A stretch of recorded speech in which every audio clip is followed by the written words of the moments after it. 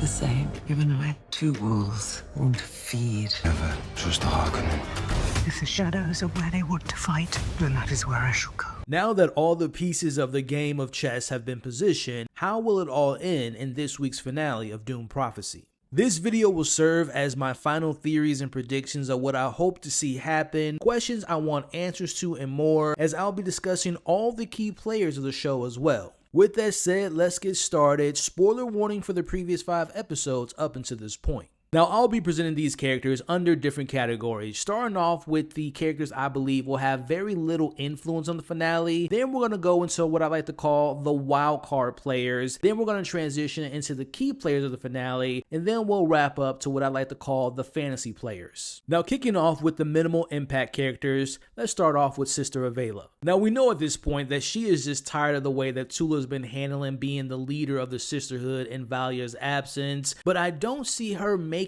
major moves in the finale. If anything, as we saw in the latest trailer, it looks like she'll be coming across the thinking machine technology with the other sisters led by Lila, and I think that she's just gonna really just fall in line with the others. Which, speaking of the other sisters, let's talk about Sister Emmeline. Now, we've seen her recently falling back into Dorothea's old teachings of the old past ways of the sisterhood, which has been very interesting, but it hasn't been as fulfilling for me as the show has made it out to be. Now, very similar to Sister Valya, I don't see her taking much charge, but she will definitely be pushing for change, going back to the old ways. Once we get the return of a particular character, I'll be discussing further in Sister Dorothea later. Now let's talk about Harrow Harkonnen. Now, he hasn't made many impactful decisions on his own without the recent guidance of his aunt Valya, and I don't see that changing in the finale. If anything, I think when it's all said and done, and that's if Valya makes it out of the finale dead or alive, I think he'll be put in a very high position of power by the end to put the Harkonnens on the path of what we see in the films, and I will put a 35% chance of him portraying Valya in order to do so.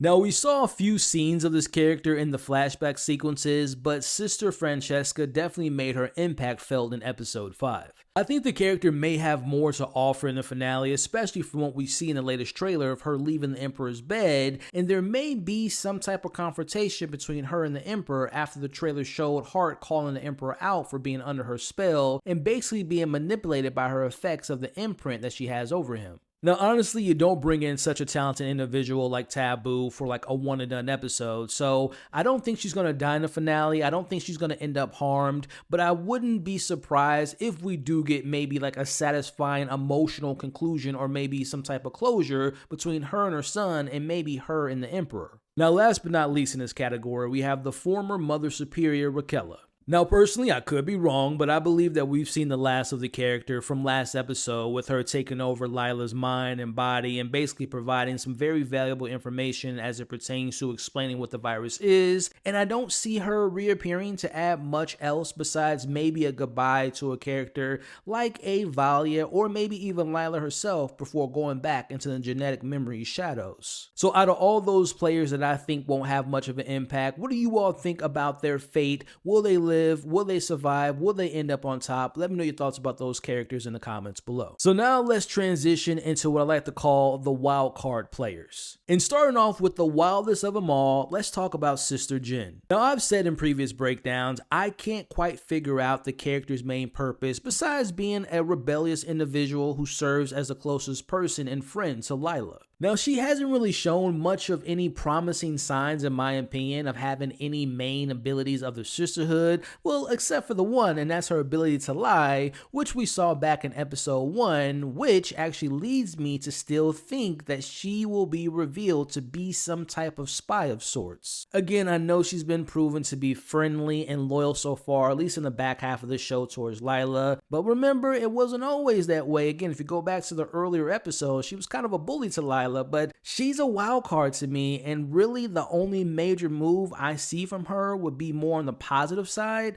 and that's probably bringing Lila back from being possessed, which again we'll be discussing about Dorothea's inclusion in the finale a little bit later. Next, let's talk about the face dancer and Sister Theodosia. Now, episode 5 didn't really add anything after that major reveal at the end of episode 4, but I do have a feeling that we will be seeing her abilities yet again. I could see her taking the form of the Emperor or maybe the Empress to make Hart think that he's taking orders from one of them and it'll end up being a trap. Now, my only concern with Theodosia using her abilities again is if we go back to episode 4, she doesn't seem to have the ability to sustain taking over someone's identity for so long. So if she does use it again, she might end up getting caught, or worse, she might end up getting killed under the influence of Valya, thinking that she's serving for the betterment of the sisterhood with a potential sacrifice. Now let's talk about Constantine. Now, if you have seen the trailer for episode 6, he wasn't in that trailer, which I did a breakdown on, and you can watch that video once you're done watching this. But just because he wasn't in the latest trailer doesn't mean that he won't have an impact in the finale. Now again, I think Constantine is a very good candidate for a wild card because I can see him doing some major things in finale. Number one of the things that comes to mind is him going back to his promise towards Nez and ultimately letting his father down by choosing his sister and maybe helping in the escape of Kieran after portraying him in episode 5. But again, he could get an easy way out of the finale because maybe we're going to see him being sent off to Arrakis and doing his duties like he was given by his father. But honestly, I just don't think his story will end that easily. Now, speaking of Arrakis, let's talk about the Fremen of the show and that's Sister Michaela. Now, at the end of episode 5, we were left to believe that she's taken the safe house access given to her to go back home, but I have a feeling that she's not going to fade away so easily, very similar to Constantine. Now, I don't see her turning her back on Valya or the sisterhood, but she may secretly have a hand in the escape plan of Kieran, who we'll talk about later, and that could be like her way of making up for betraying the rebels. Now, I can see her doing that, and I can still see her finding the value of being a part of the sisterhood, which in my mind can probably lead her back to taking up Valya's offer and going back to her home planet, going to Arrakis, and ultimately serving as their mother reverend. Now let's talk about the Empress herself and Natalia. I definitely see her making her presence felt in the finale and standing her ground, especially based on the latest trailer. Now, it looks like she'll be sending the elite soldiers to potentially take out the rest of the sisterhood, but I do just have this sneaky suspicion. I don't know, I feel like the Empress has something up her sleeve. I do see her shaking things up in the finale, and to go back to my Theodosia theory, I could even see her being used as a face changer in order to send Hart in the wrong direction. So those are my wild cards. Let me know what you all think of my thoughts and my theories and my predictions, and of course share your thoughts of who you think is a wild card and what do you hope to see from him in the finale. Now let's get to the meat and potatoes, the highlight of the finale, talking about the key players. Let's start off by talking about Reverend Mother Dorothea. So we haven't seen this character since Lila's agony scene back in episode 3, but she was briefly mentioned in episode 5 by her grandmother. Now, I've been saying this for weeks, that she will be making a return, and the latest trailer for the finale kind of proves that theory, but I feel like Tula's saying how Lila doesn't have control. She said this in episode 5, that she doesn't have control over the four mothers, basically taking over her mind and body. So to me, that's going to be Dorothea's opportunity to use her as a vessel to tell the other sisters what their current mother superior did to her by killing her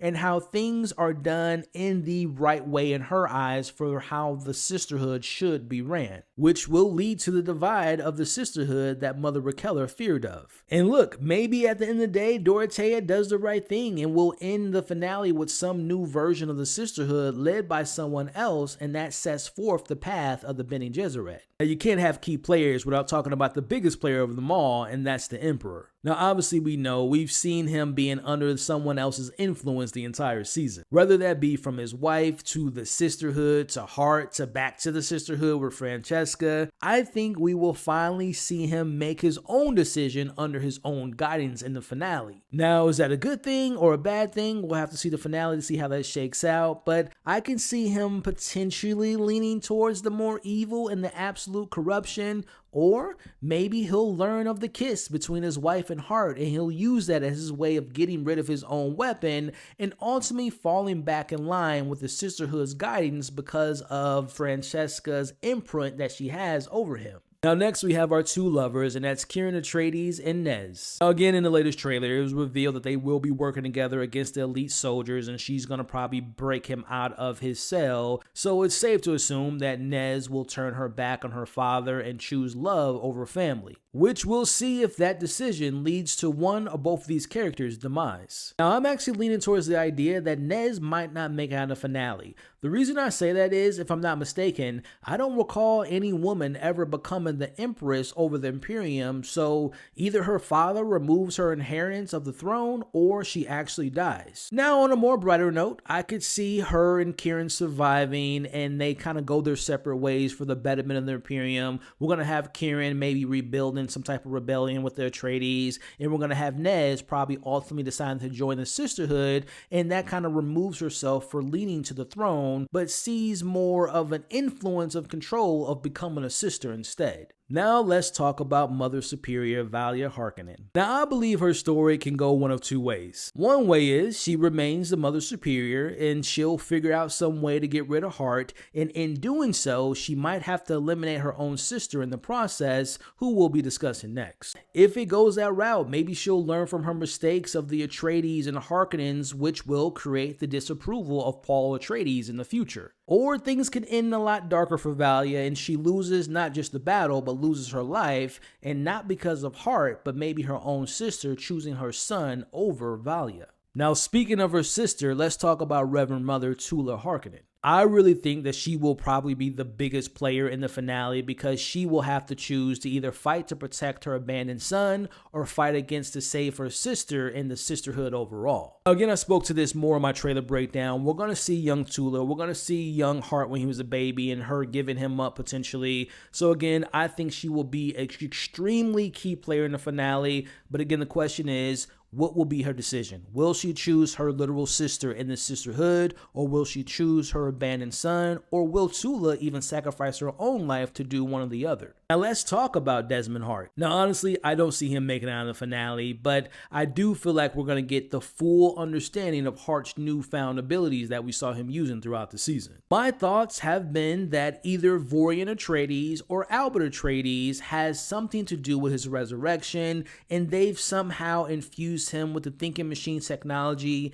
and set him on this path to eliminate the sisterhood in order to gain in the good graces of the Emperor, but more importantly to eliminate the Mother Superior because of who she is as a Harkonnen. Now like I said in my previous breakdowns, I believe that the overall actions of the season from Hart will be the main reason why the future of the sisterhood and the Bene Gesserit refuse to take on Paul Atreides as the one, because Hart's display of potential bringing on forth the reckoning will be their fear between when you have a Harkonnen and an Atreides having a baby. It's going to cause all hell and could cause all chaos. And lastly, I do see Sister Lila being very important as well. I mentioned the takeover of Dorothea, but I see Jen helping her find her way back, but she may be involved somehow in bringing down Hart. But my biggest question that still surrounds Lila for me is, who's her mother and who's her father, and will they play a key role in the finale as well? So let me know what you all think of all those key players. Was there a key player that you all think is going to have a bigger role than I mentioned in this video? Let me know your thoughts about those key players in the comments below. Now to wrap up with my fantasy players, let's talk about Albert Atreides, who again we will remember was the only survivor of Tula's massacre of the Atreides. Now again, it's been pretty much confirmed that he is indeed the father of Kieran Atreides, but the question is Albert dead or alive? Now, if he is alive, I've been theorizing that he has some part into what's going on with Hart. He was helping him, bringing him back to life or whatnot.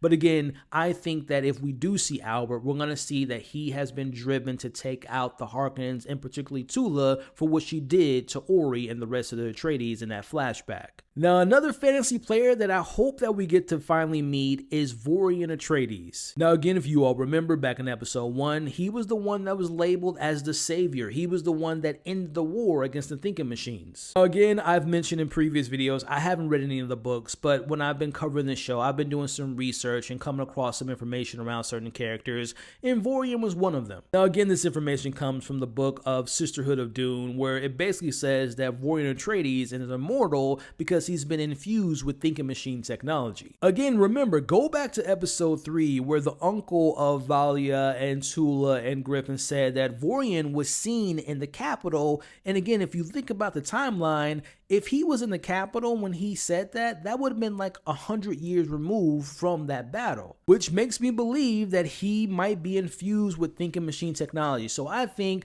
behind Heart, behind the Reckoning, all this stuff, the blue glowing eyes, I think Vorian Atreides will have some role in that if he is indeed included in this show. But the biggest answer that I hope get revealed in the finale is the identity or the understanding of the blue glowing eyes and how it connects into the virus. Now, we found out in the last episode that it was designed by the thinking machines and it was used in the past and is basically airborne, which explains what happened to Kasha, but I wonder, is there an antidote? Again, what's Hart's involvement with the virus? How is he able to activate the virus? Is this the show's way of creating the idea of fear being the mind killer? Because we know that the virus taps into the fear part of his victims. So again, is this the origins of why the sisters bring up that mantra that again, fear is the mind killer? Will we get all the answers that we want in the finale, or will things end on the cliffhanger in hopes of a season 2? What does that mean that there was kind of Desmond Hart in our time period? Yeah. Has many layers to it, but it starts here. It starts in season 1. You saw it happen. We're going to see the fallout. The future can redefine us. So before we wrap up, I've read the comments and so far it's looking good that we'll probably be doing a live watch party for the finale this Sunday, and a little exclusive for you all. I haven't seen the finale at the time of this recording, but I do have the finale in my inbox, and I can confirm that the finale of Dune Prophecy will be almost an hour and a half. So with all that said, thank you all for making it to this point in the video. Please, please, please leave all your thoughts, your opinions, your theories, and what you all hope to see in the finale. I can't wait to cover the finale this Sunday. Again, it looks like we will be probably hosting a live watch party to watch the finale together, and then after the finale, I'll be releasing my full breakdown. Please support the video and this channel by liking this video, share this video, but more importantly, consider sticking around by subscribing to the channel and hitting that bell notification. Don't forget, you all are awesome, stay safe, and I'll see you all this Sunday for the finale of Dune Prophecy.